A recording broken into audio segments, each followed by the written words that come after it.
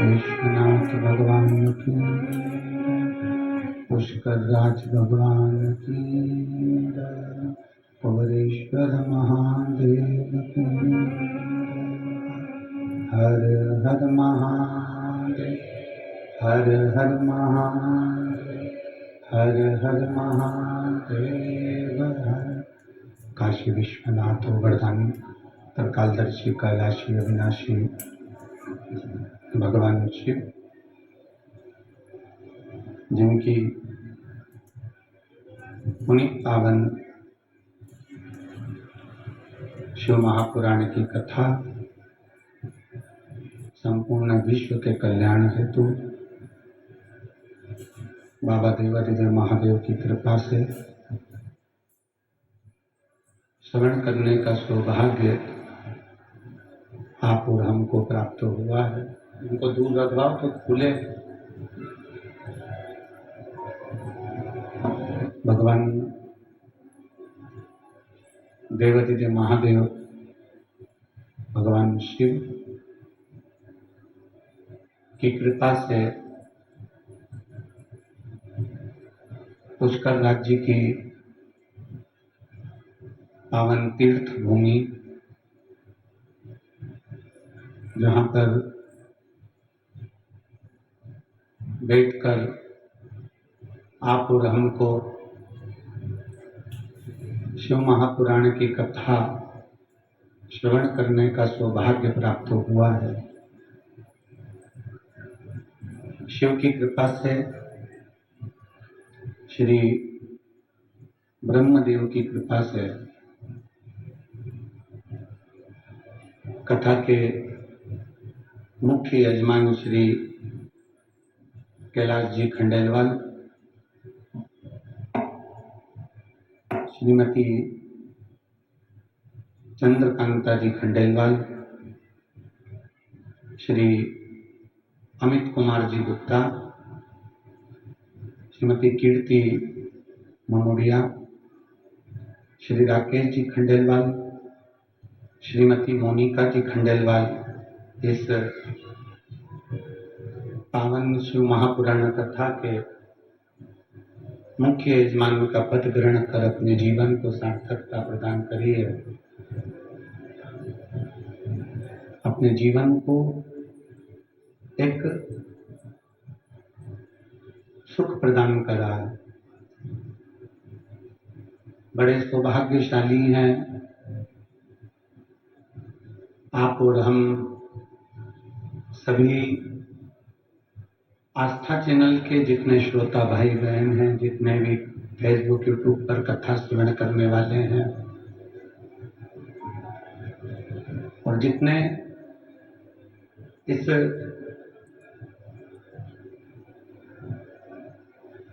कथा के मंडप में विराजमान सभी श्रोता भाई बहन,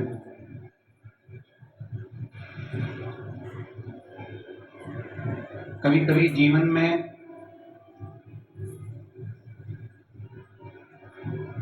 ऐसा भी समय आ जाता है कि जिस समय पर हम अच्छा करने का प्रयास करते हैं और वो अच्छा हो नहीं पाता है। वैसी ऐसा दिख रहा है। क्लियर आवाज नहीं आ रही हमको।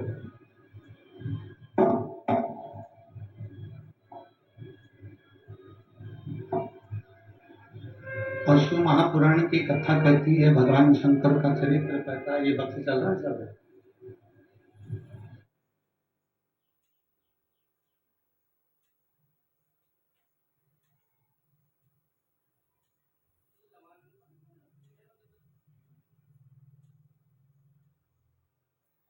उतारना प्रारंभ करो।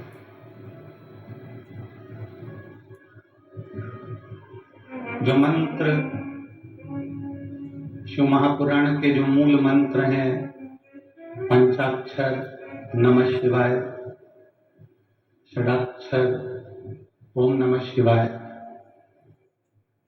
या श्री शिवाय नमस्तुभ्यम,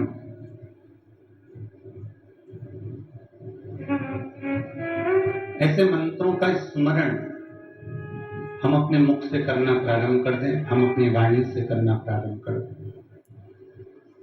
पुष्कर राज की ऐसी है, जब एक क्षण भर का क्रोध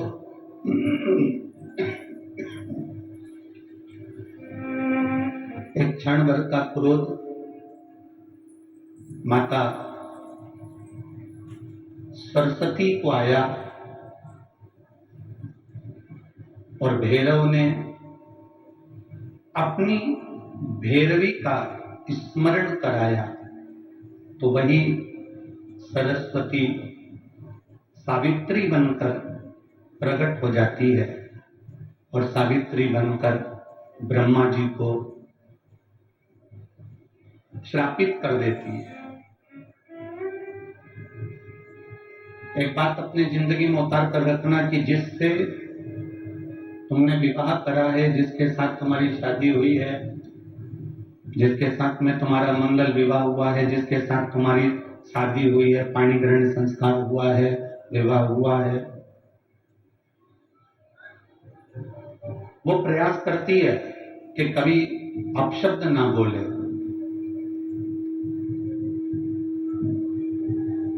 पति भी प्रयास करता है कि अपनी धर्म पत्नी को आड़ा टेढ़ा शब्द का संबोधन ना दिया जाए।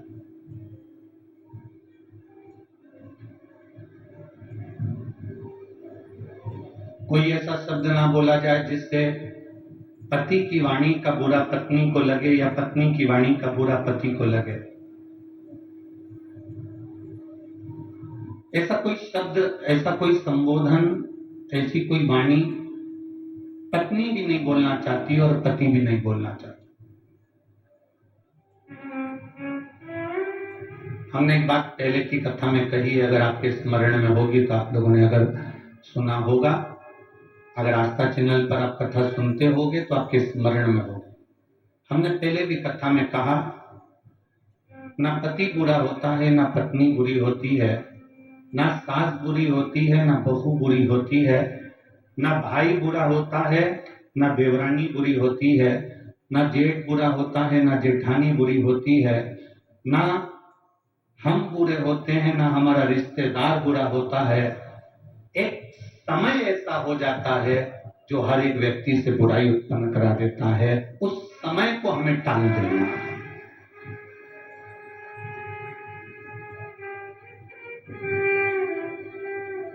सरस्वती माता कब सावित्री बन जाती हैं? कब सावित्री माता सरस्वती बन जाती हैं? कब पार्वती दुर्गा बन जाती हैं? कब पार्वती माँ काली बन जाती हैं? कब लक्ष्मी वैकुंठी बन जाती हैं? कब माता लक्ष्मी अपने आनंद सुख को देने वाली धान्य लक्ष्मी, संतान लक्ष्मी, वैभव लक्ष्मी, सिद्ध लक्ष्मी, प्रतिष्ठा लक्ष्मी बन जाती हैं? समय का कोई ठिकाना नहीं।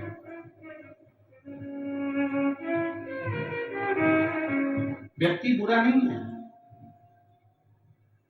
घर में आने वाली तुम्हारी बहू बुरी नहीं है। बहू कभी जिंदगी में बुरी नहीं होती। अगर बुरी होती तो वो तुम्हारे बेटे से शादी नहीं करती, पहले ही मना कर देती कि मेरे को इससे शादी नहीं करना। बुरी नहीं है, बहू बुरी नहीं है, सास बुरी नहीं है। सास अगर बुरी होती तो अपनी रकम को तुड़वाकर, अपने जेवर को तुड़वाकर बहू के लिए रकम नहीं बनवाती, बहू के लिए जेवर नहीं बनवाती। बहू बुरी नहीं है, सास बुरी नहीं है, पति बुरा नहीं है। परिस्थितियां कुछ ऐसी बन जाती हैं, कुछ समय की घड़ी, पल, क्षण, चक्र ऐसा चल जाता है जिसके कारण बस हमारे भीतर बुरा हमको नजर आने लगता है, बुरा हमको दिखने लगता है।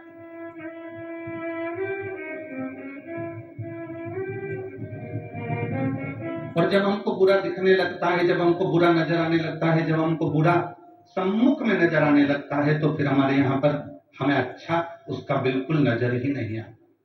कुछ समय की गणना है।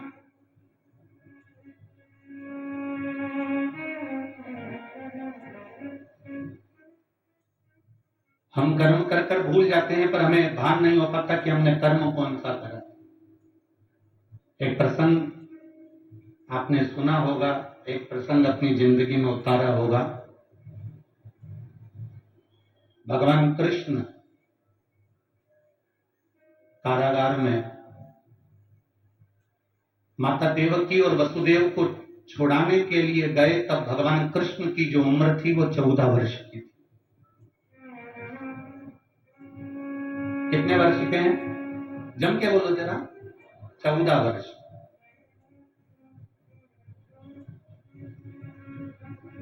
भगवान कृष्ण जब माता देवकी को छुड़ाने के लिए गए, वसुदेव जी को छुड़ाने के लिए गए, उस समय पर भगवान कृष्ण की उम्र 14 वर्ष की है। तो माता देवकी के जब कारागार से भगवान मुक्त कर रहे थे, तो देवकी ने भगवान कृष्ण से पूछ लिया कि तू तो भगवान है,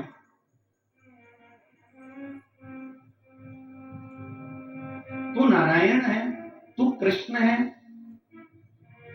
तू राम है, तू परमात्मा है, तू विष्णु है, तू दत्त है, और तू नारायण होकर परमात्मा होकर मुझे छुड़ाने में तू 14 साल लगा दिए और 14 साल के बाद तू मुझे छुड़ाने के लिए आ रहा है। कृष्ण, क्या 14 वर्ष के पहले तू मुझे छुड़ाने नहीं आ सकता था? देवकी माता ने अपने पुत्र कृष्ण से कहा कि 14 साल की तेरी आयु हो गई और 14 वर्ष के बाद तू मुझे छुड़ाने के लिए आया है। कृष्ण, क्या तू मुझे 14 साल के पहले छुड़ाने नहीं आ सकता था? भगवान कृष्ण ने कहा, मां, 14 वर्ष के पहले मैं आ जाता, पर पुराना हिसाब पूरा नहीं हो पाता। मां, जिस समय पर मैं राम बना था उस समय पर तूने केकई बनकर मुझे 14 साल के लिए वन भेजा था, इसलिए 14 वर्ष का हिसाब आज पूरा हुआ।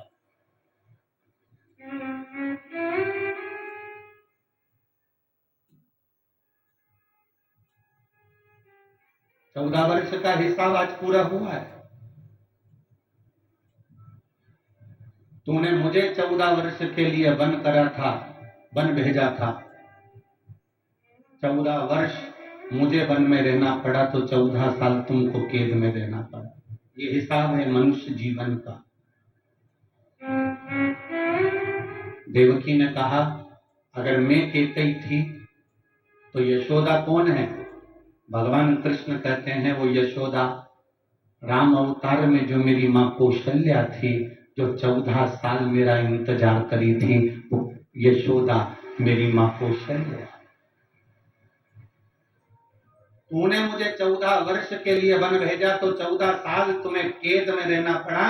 वो 14 साल मेरा इंतजार करती रही, मेरा बेटा आएगा, मेरा पुत्र आएगा, रहना पड़ा क्योंकि वो छोड़ना नहीं चाहती। कर्म कैसा है आपका? कर्म की गति कैसी है आपकी? पहले भी आपको कहा, आज फिर कहते हैं, मत बुरे कर्म कर बंदे, वरना पछताएगा। भगवान की आंखों से तू बच नहीं पाएगा, तू बच नहीं पाएगा। अरे ओ अज्ञानी मत करना दान, अरे ओ अज्ञानी मत करना दान। तेरे कर्म का फल भी तू ही पाएगा, जैसा किया तूने तेरे आगे आएगा। मत बुरे कर्म कर, मत बुरे कर्म कर, वरना पछताएगा। भगवान की आंखों से तू बच नहीं पाएगा, तू बच नहीं पाएगा। कोई बुरा नहीं है संसार में, ना पिता बुरा है, ना माँ बुरी है, ना पत्नी बुरी है, ना पति बुरा है, ना भाई बुरा है, ना सखा बुरा है, ना सास बुरी, ना ननन बुरी, ना बहू बुरी, कोई बुरा नहीं। हम जो अदालत में तलाक लेने के लिए जाते हैं, पति पत्नी दोनों अदालत में तलाक लेने के लिए खड़े रहते हैं, हम उनसे हमेशा कहते हैं, थोड़ा सा इंतजार करो, इतनी जल्दी निर्णय मत लो कि मुझे तलाक चाहिए। इतनी जल्दी मायके में जाकर मत बैठ जाओ कि मैं व्यक्ति के साथ रह नहीं सकती, मुझे ये बिल्कुल नहीं होना, मेरे सामने नहीं होना, मैं इसके साथ एक मिनट नहीं दे सकती। मान लो तलाक ले भी लिया, तुमने जिद पकड़कर तलाक ले लिया और मालूम पड़े तुमने दूसरी शादी कर ली, अभी तो तुमको जो भेरू मिला था उस पर कम सिंदूर चढ़ा था, अगला जो मिला पूरा सिंदूर चढ़ा हुआ मिल गया, तो क्या कर लो? हमारा केवल इतना सा कहना है, तलाक का निर्णय लेने से पहले अपने परिवार को तोड़ने से पहले हम बेटे से भी कहेंगे और बेटी से भी कहेंगे, हम सास से भी कहेंगे और बहू से भी कहेंगे, हम पिता से भी कहेंगे और पुत्र से भी कहेंगे, हम बेटी के माता पिता से भी कहेंगे तो हम बेटे के माँ बाप से भी कहेंगे। कोई बुरा नहीं है, बुरा है हमारा समय। ये समय को थोड़ा निकल जाने दो, सब अपने आप अच्छा होते चले जाएगा। उस समय की कीमत को पहचान। हम समय की कीमत नहीं जान पा रहे, हम अपने समय को नहीं पहचान पा रहे। हम सोचते हैं कि, और देखो ये तो सीधी सीधी बातें, माताएं जब हलवाई जब भोजन बनाता है इतना बड़ा कड़ाव रखता है, बड़ा सारा कड़ाव, उसमें एक बोरी शक्कर डालता है, रवा डालता, हलवा बनाता, सीरा बनाता, उसके पास में एक पलटा होता है, बोलो होता है कि नहीं होता, वो खोचा पलटा, क्या बोलते हैं इधर इसको, पलटा। वो पलटा, उसका नाम ही पलटा। पलटे का मतलब है कि उसको नीचे से ऊपर पलट देना, ऊपर से नीचे पलट देना। क्यों पलट देना? क्योंकि वो जले ना, अर्थात समय का इंतजार करो। किसी देवता के पास में पलटा नहीं है, पर मेरे शंकर भगवान के पास में त्रिशूल जो दिखता है वो पलटे जैसा ही है। उसका काम केवल पलटने का है, कब नीचे से ऊपर कर दे और कब ऊपर से नीचे कर दे किसी को नहीं मालूम है। किसी देवता के पास में पलटा नहीं मिलेगा। तुम देख लो भगवान विष्णु के में चक्र है, चक्र से क्या वो हलवा पलट सकता है, सीरा पलट सकता है? भगवान के पास में गदा है, गदा से क्या सीरा पलट सकता है? बोलते जाओ, पलट जाएगा क्या? तलवार है, तलवार से सीरा पलट जाएगा? नहीं। पर त्रिशूल एक ऐसा है जो पलटने का भी काम कर देता है। वो मेरे देव अधिदेव महादेव के पास में है, उसने अपने पास संजो कर रखा है, वो पलट देता है। भाग्य को पलटने में देरी नहीं, थोड़ा समय जरूर लग सकता है। आप इतनी जल्दी निर्णय मत लेना कि मैं इसके साथ नहीं रह सकती, ये मेरे साथ नहीं रह सकता। हमें एक दूसरे के साथ नहीं रहना, बस आज के बाद हम एक दूसरे का मुंह नहीं देखेंगे किसी के कहने पर, चाहे इधर वाले समझाएं चाहे उधर वाले समझाएं। मेरा बेटियों से, मेरा बेटों से निवेदन है, आपका निर्णय आपके पास में है। आपको सोचना चाहिए कि हम घर परिवार अगर छोड़कर, एक अपने माता पिता को छोड़कर इसके साथ अगर शादी करी है, थोड़ा एडजस्ट करने का प्रयास करेंगे। जब नहीं होगा तब सोचा जाएगा। जब भी कोई निर्णय लेने का समय आए तब अपने मन को शांत रखकर, शिव का नाम लेकर, ओघड़दानी को याद कर कर, उसका भजन कर कर तब निर्णय लो कि मैं करूं ना करूं। और एक बात बहुत अच्छे से याद रखना, जब आप कोई निर्णय तक नहीं पहुंच पाओ, आपको भड़काने वाले ज्यादा मिलेंगे। रहने दे, अगर वो ऐसा करता है तो क्यों जा रही है तू उसके पास में, मत जा। नहीं बेटी, थोड़ा एडजस्ट कर। बेटी का मां कब तक एडजस्ट करूं? हर बार गाली दे देते हैं, अपशब्द कह देते, ताना दे देते हैं, हाथ उठा दे। सुन, शांति रख, एक फिर अच्छा बनकर तुमको अच्छा बनाने का प्रयास। बेटा कह दे पत्नी ऐसी है, ऐसा बोल दी, कोई बात नहीं, थोड़ा शांति। हाँ, अगर अपन निर्णय नहीं ले पा रहे तो फिर किसी अपने माता पिता के सामने बैठकर फिर विचार करना कि मैं निर्णय क्या लूं। माता पिता भी सही निर्णय नहीं ले पाए तो किसी सतगुरु के पास जाना। साधारण गुरु के पास मत जाना, नहीं तो वो कह देंगे कि तुम्हारी किस्मत में तो ये पति लिखा ही नहीं था, ये शादी जबरदस्ती हो गई, पत्रिका तो मिली ही नहीं थी, रिश्ता तो होना ही नहीं था। अब हो गया, उसको क्या करे? ये तो मालूम है कि ये रिश्ता नहीं होना था, गुण नहीं मिला, ये नहीं मिला, वो नहीं मिला, अब हो गया, उसका करे तो करे क्या? ये सब बात पुरानी हो गई। किसी सतगुरु के पास जाना, वो गुरु जिसने कभी किसी के संबंध को विच्छेदित नहीं हुआ, उस गुरु के पास जाना और गुरु के पास जाकर फिर बैठकर कहना। होता है कभी कभी अपना मोबाइल का फंक्शन अपने ही हाथ से गड़बड़ हो जाता है, अपने से नहीं सुधरता। सुधरता है क्या कभी कभी? तुम्हारी उम्र 75 वर्ष की हो गई, तुमने भले कितना भी कमाया हो, कितने भी लोग तुम्हारा कहना मानते हो, पर कभी कभी तुम्हारा मोबाइल 75 साल के तुम हो गए फिर भी तुम्हारा मोबाइल तुम सुधार नहीं पाते।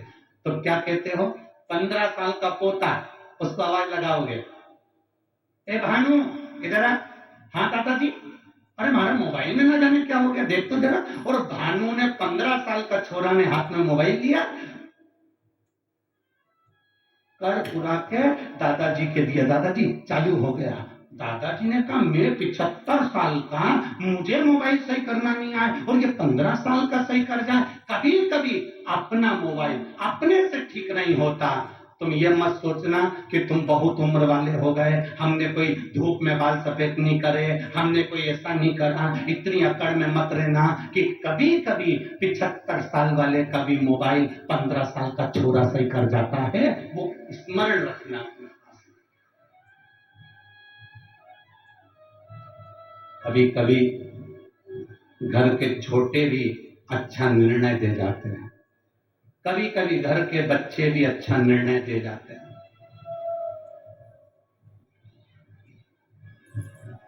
अहंकार में निर्णय नहीं लिए जाते। तुम भले 75 साल के हो गए, तुम भले 80 साल के हो गए, तुम भले 70 साल के हो गए, कभी कभी मोबाइल घर का बच्चा सुधार देता है। और अगर बच्चे से भी नहीं सुधरता, घर के व्यक्ति से नहीं सुधरता, तो फिर मोबाइल को दुकान वाले के पास भेजा जाता है। दुकान वाला कहता है इसको 7 दिन तक यहाँ पड़े रहने दो, मैं कंपनी में भेजूंगा, कंपनी से सुधर के यहाँ जाएगा। बोलो सही है कि गलत है? कंपनी में जाएगा, वहां से सुधर कर जाएगा। कितना दिन लगेगा? 7 दिन लगेगा। बस अगर तुम्हारी बुद्धि काम ना करे, तुम्हारा चित्त काम ना करे, सही निर्णय तुम अपने बेटा बेटी के लिए ना दे पाओ, तो फिर 7 दिन के लिए शिव पुराण में जाकर बैठ जाना। कंपनी में अगर जाकर बैठ गए तो मोबाइल ठीक हो सकता है। 7 दिन कंपनी, उसमें तुम्हारा को सोचने की जरूरत क्या। यहाँ देखो बहुत अच्छा एक हम कहना चाहेंगे, जिन 1999 में हमने जब पहली कथा गीताबाई पारस सर ने जब करवाई थी, तो वो गीताबाई पारस सर इसी पुष्कर की रहने वाली और इन्हीं ब्राह्मण परिवारों में से थी जो हमारे सीहोर है। और यहाँ कई ब्राह्मण पुरोहित परिवार ऐसे होंगे जिनकी वो रिश्तेदार भी लगती होगी। किनकी रिश्तेदार? खड़े होना आप लोगों के, ये इन लोगों के रिश्ते में भी है। और कल हमारे वो पुरोहित जी हमको जो दर्शन कराने गए, उनके भी रिश्ते में। ये एक सहज वाली बात है। तो हमारे को तो हम ये कहेंगे कि हम यहाँ कथा करने के लिए अगर आए हैं, तो हमको तो ऐसा लगता है कि हमारे परिवार में ब्रह्मा जी ने नहीं, यहाँ ब्राह्मणों में कहीं ब्रह्मा जी से कहा होगा, तो यहाँ शंकर जी की कथा यहाँ हो रही। ये शिव तत्व है, ये शंकर की। पुष्करणी ब्राह्मण गीताबाई पारस सर पुष्कर की रहने वाली थी, जिन्होंने पहली कथा का स्मरण करा।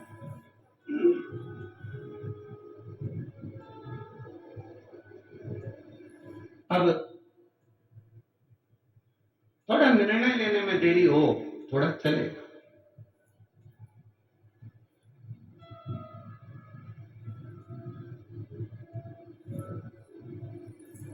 कल एक पत्र आया था, उस पत्र में किसी बहन ने लिखा था कि ब्राह्मण, संत, गुरु, साधु, सन्यासी, इनको तो माया से मतलब नहीं होना चाहिए, पैसे से मतलब नहीं होना चाहिए, फिर ये धन क्यों लेते हैं, पैसा क्यों लेते हैं?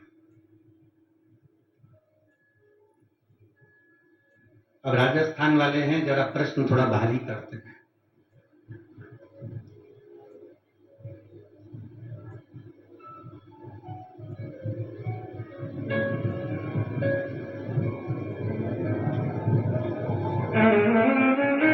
डटके तो घी खाते हैं। कौन? अरे बोलो बोलो जम के। राजस्थान के लोग डटके घी केवल खाते नहीं है, राजस्थान मारवाड़ का एक एक व्यक्ति जितना खाता नहीं है घी, उससे दुगना मेहमानों को खिला देता है। ये वो राजस्थान। ये कोई साधारण है क्या राजस्थान? अब तो किसी ने पूछा, गुरुजी ब्राह्मण संत साधु गुरु पंडित जितने साधु सन्यासी तपस्वी, इनको तो माया से मतलब नहीं होना चाहिए, धन से मतलब नहीं होना चाहिए, फिर ये पैसा क्यों लेते हैं, फिर ये धन क्यों लेते हैं, ये माया क्यों लेते हैं?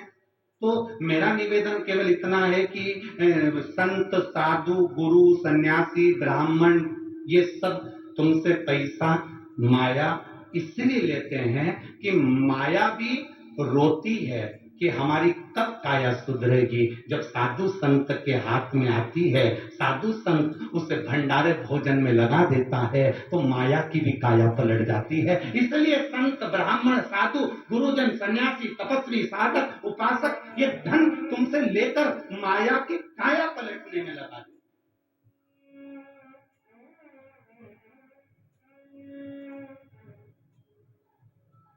आप करो भगवान का भजन, मना नहीं। आप करो शिव का स्मरण, मना नहीं। आप करो शंकर की भक्ति, मना नहीं। पर उसमें कभी कभी ऐसा होता है कि काया पलटने के लिए एक बार जलंधर एक बार जिनकी पत्नी वृंदा भगवान नारायण की उपासक, एक बार जलंधर जा रहा था और जलंधर जाते जाते माता पार्वती जी को कैलाश के ऊपर देख लिया जलंधर में। अब माँ तो माँ बड़ी सुंदर, हमने पहले भी कथा में कहा, जितनी सुंदर बहू नहीं होती उससे दुगनी सुंदर सास होती है। Old is gold. हम पहले भी कथा में कहे, बहू को तैयार होने में 2 घंटे लग जाते हैं, सास को बस तीज का व्रत, सास का भी बहू का भी, बहू का तीज का व्रत, बहू 2 घंटे में तैयार हो रही, बाल धोएगी, जड़ाएगी, तैयार होगी, चोटी करेगी, खजूर वाली चोटी बांधेगी, चूड़ला, फिर पायल, फिर लहंगा, फिर चोली, फिर चूनर, फिर कचरा कचरा ना जाने ये सब लगाएगी। और सास बहू कह रही, मम्मी तुम कब तैयार होगी? इतने में मम्मी बोल रही, बहू तू तैयार हो जा, मैं तो तुरंत हो जा। पूजन का समय, मम्मी तुम भी तैयार हो जा। बहू 4 बजे से तैयार होने में पिली, तब जाके 7 बजे भी पूरी तैयार नहीं हो पाई। सास ने कहा हो गई, बस अब भी जाएगी।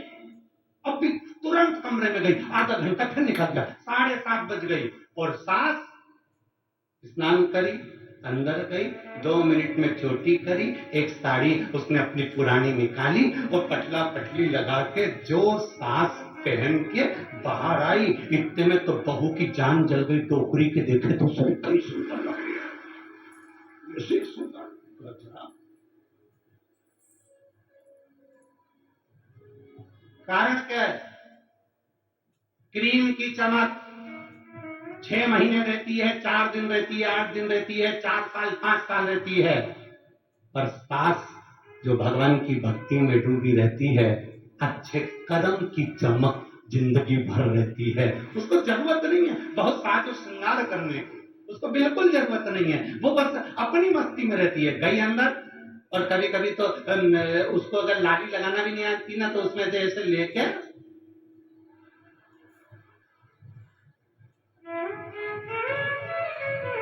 और इतने में बहू ने कह दिया, मम्मी यहाँ पे पाउडर ज्यादा दिख रहा है, तो इतने में मुंह में से ज्यादा थूक लिया। ओल्ड इज गोल्ड, उसको मतलब ही नहीं। उसकी भक्ति, उसका भजन, उसका कीर्तन, उसका मंत्र जाप, उसका स्मरण और उसका परिवार के प्रति समर्पण केवल सास का ही नहीं, बहू जो अपने परिवार के प्रति समर्पित रहती है, उसको ब्यूटी पार्लर जाने की जरूरत नहीं पड़ती। वो खुद ब्यूटी क्वीन बन जाती है, अपने आप सुंदर हो जाती है, अपने आप उसमें सुंदरता दिखती है, अपने आप। और नहीं तो कहीं कहीं की रहती है। एक पत्नी ने नई साड़ी पहनी, त्योहार का दिन था, पति से पूछा मैं कैसी लग रही हूं। अब पति ने मन में विचार करा, सुबेरे सुबेरे कौन मूड खराब करे। पर पत्नी भी इतनी जिद्दी थी, वो जब तक पति से पूछे नहीं तब तक वो काम पे जाएगी। तैयार होके, बाल माल धो के, कंगा कंगी करके, बढ़िया जोरदार झुमका झुमकी पहन के, साड़ी माड़ी का पल्लू इधर पिन से टच करके, और पति से आके पूछी मैं कैसी लग रही हूँ। पति ने कुछ नहीं बोला। पत्नी ने पति का हाथ पकड़ा, कैसी लग रही हूँ? पति बोले ऐसी लग रही जैसे हरी घास में भैंस चल रही। अब तो पूछने कहीं क्यों पहले तो, वो पूछा है तो उसने बोल दिया, जो उसको लगा उसने बोला। ये तो अपना मन का भाव है, जो बोल दिया, जो स्मरण में आया बोल दिया। अब यहाँ जलंधर ने माता पार्वती जी को देखा, पार्वती जी बड़ी सुंदर माँ माता बड़ी सुंदर है माँ।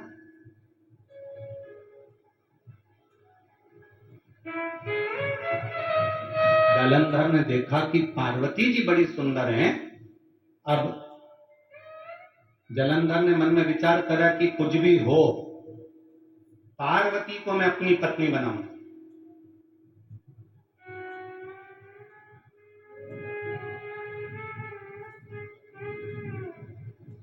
पहले कथा में कहा था, दूसरे की नारी, दूसरे का धन, दूसरे का मकान, दूसरे का वैभव देखकर कभी अपनी दृष्टि को गलत मत होने, कभी मत होने। जलंधर ने गलती कर दी और जलंधर ने देखा पार्वती जी बड़ी सुंदर है, मैं इनसे विवाह करूंगा, मैं इनसे शादी करूंगा। अब पार्वती जी तक ये खबर लेकर कौन जाए कि पार्वती जलंधर तुमसे शादी करना चाहता है, जलंधर तुमसे विवाह करना चाहता है? इस खबर को लेकर जाएगा कौन? इस सूचना को लेकर पार्वती जी तक पहुंचेगा कौन? चंद्रदेव को बुलाया, चंद्र ने मना कर दी। इंद्रदेव को बुलाया, इंद्र ने मना कर दी।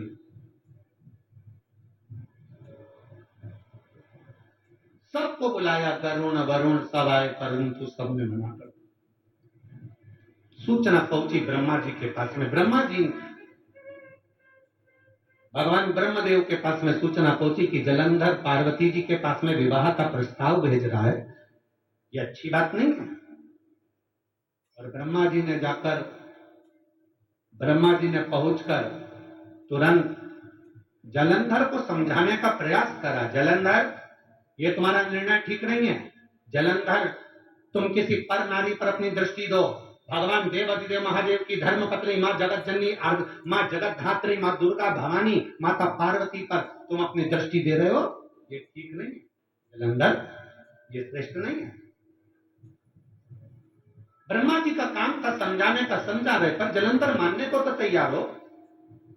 कभी कभी ऐसा हो जाता है, बेटी को समझाया जाए तो नहीं मानती, बेटे को समझाया जाए तो नहीं मानता, सास को समझाया जाए तुम चुप हो जाओ, नहीं मानती, ससुर को समझाया जाए तुम चुप हो जाओ, नहीं मानते, भाई को समझाया जाए तुम चुप हो जाओ, नहीं मानते। फिर वही बात है, समय की घड़ी ऐसी चलती है जिस समय पर क्रोध जब उपजता है कोई मानने को तैयार नहीं होता, और जब पूरा काम बिगड़ जाता है तब सब आंख से आंसू ढालकर फिर रोते हैं, चुप बैठे रहते हैं। जलंधर को समझाया, जलंधर को समझाने का प्रयास करा। जलंधर को समझाने के लिए अग्रण्य आए। ब्रह्मा जी ने जलंधर को समझाने का प्रयास करा, ब्रह्मदेव ने जलंधर को समझाने का प्रयास किया, समझाया, नहीं माने। कोई राजी नहीं हुआ कि पार्वती जी के पास में विवाह का प्रस्ताव कौन लेकर जाएगा। केतु को बुलाया, केतु राजू नहीं हुआ। राहु को बुलाया तो राहु से जलंधर ने कहा, जब पार्वती के साथ अगर मेरा विवाह हो गया तो मेरा जो राज्य है राहु तुझे दे दूंगा। लालच आ गया, लोग बढ़ गए, लालच बढ़ा।